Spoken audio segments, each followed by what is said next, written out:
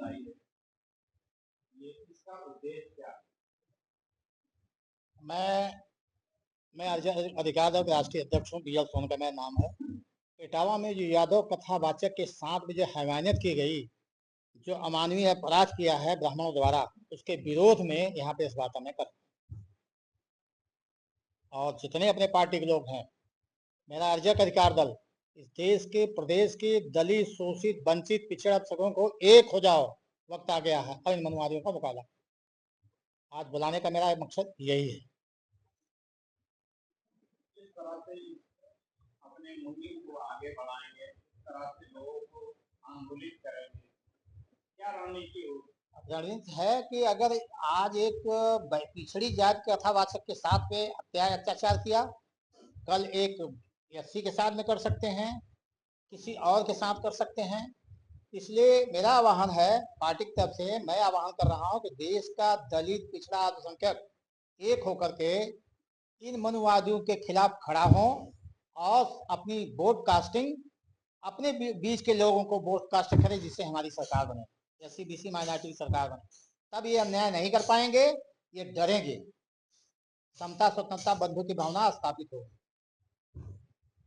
यदि ये अगर सार्थक नहीं रहा तो फिर आगे क्या योजना? आंदोलन करेंगे, सब सार्थक होगा। भाई अगर किसी के साथ न्याय करोगे, दलित पिछड़ों के साथ न्याय करोगे तो एक होंगे। जितने दलित लीडर हैं सब मूवमेंट चलाए हैं, देश के हर कोने से जो है आवाज निकल रही है। इसी कड़ी में हमारा अर्जक अधिकार दल, मैं आज आज प्रेस वार्ता को बुलाया हूँ। जन जन लोगों से जाएंगे। आपके जिला अध्यक्ष भी मौजूद है और भी पदाधिकारी जी,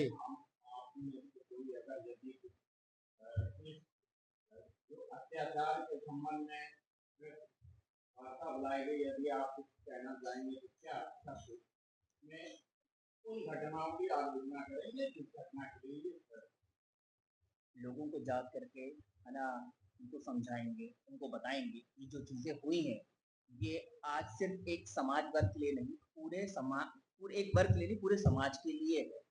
अगर आज हम इकट्ठा नहीं होंगे तो आने वाले कल पे ये सारी चीजें हम लोगों की भी, जिससे कि अब समय जो आप कहा है, अब समय आया है कि हम सब एक साथ मिलकर इस जो कृत्य को जो है मतलब मिल करके इसका सामना करेंगे और लोगों को पहुंचा करके बताएंगे सारी बात कही जाती है राजनीतिक पार्टियों की सफलता के लिए कार्यालय, कार्यकर्ता, कोच, वहाँ पे कार्यकर्ता भी है, कोच भी है, कार्यालय भी है। अभी हमारे पास, आपकी पार्टी के पास सीमित संसाधन है, कैसे आप पास पाए? जितने संसाधन हैं उसी संसाधन में आगे बढ़ते चलेंगे। नेता सबको ले चलता है, जब नेता आगना काम करेगा लीडर, तो निश्चित है कि उसकी विचारधारा से लोग पीछे सब जुड़ते जाएंगे।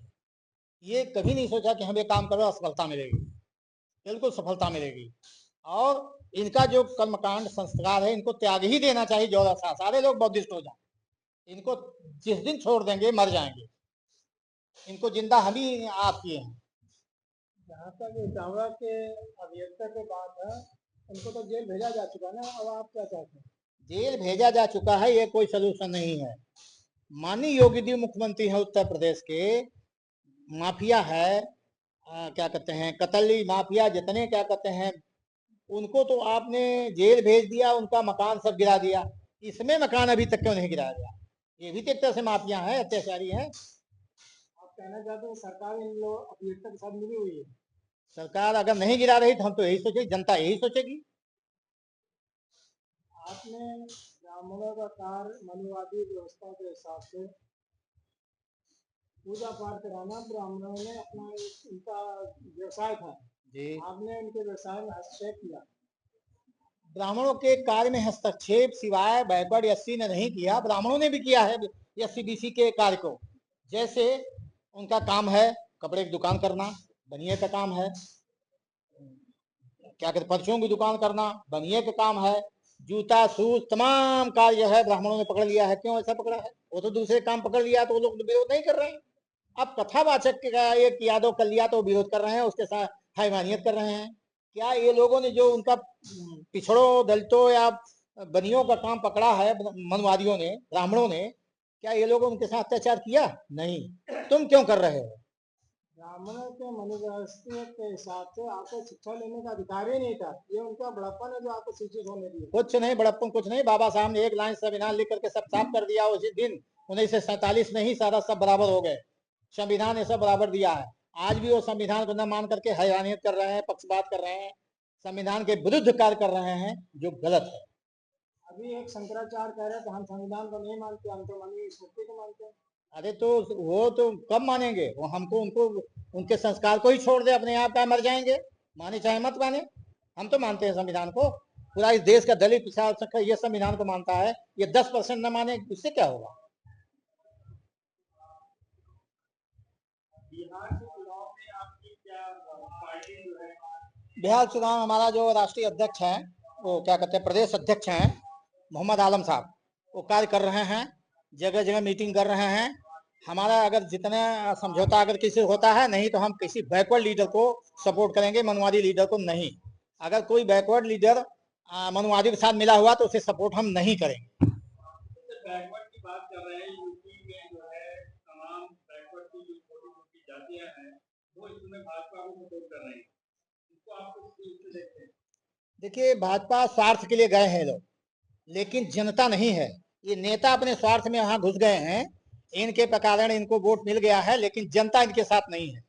जनता जिस दिन हम यही जनता को तो बताएंगे, जनता के बताएंगे कि तुम्हारा सब कुछ छिन रहा है, तुम्हारा शिक्षा खत्म की जा रही है, तुम्हारा व्यापार खत्म किया जा रहा है, तुम्हारी नौकरी खत्म की जा रही है, सब प्राइवेटाइजेशन किया जा रहा है, तुम्हें रोड पे लाने के लिए किया जा रहा है।